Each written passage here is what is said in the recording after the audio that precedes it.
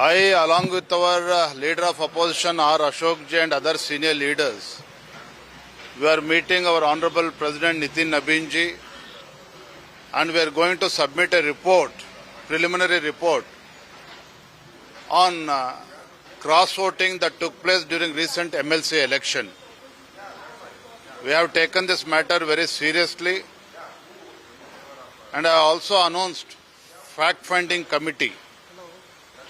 So we'll bring all this matter to we'll bring it to the notice of our Honorable President Nitin Nabin Ji.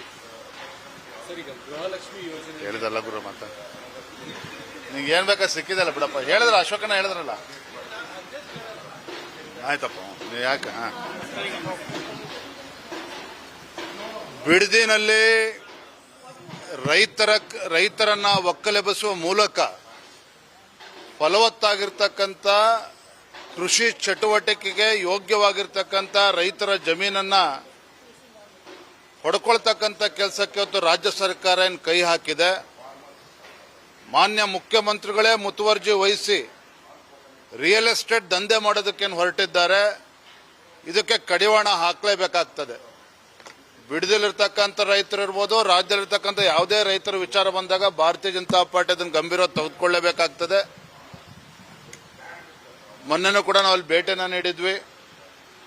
ಈಗಲೂ ಕೂಡ ಕೂತು ನಾವೆಲ್ಲ ಮುಖಂಡರು ಚರ್ಚೆ ಮಾಡಿದ್ದೇವೆ.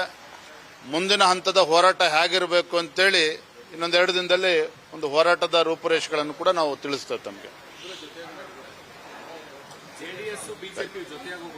ಜೆಡಿಎಸ್ ಅವರು ಈಗಾಗಲೇ ಪಾದಯಾತ್ರೆನ ಹಮ್ಮಿಕೊಂಡಾಗಿದೆ.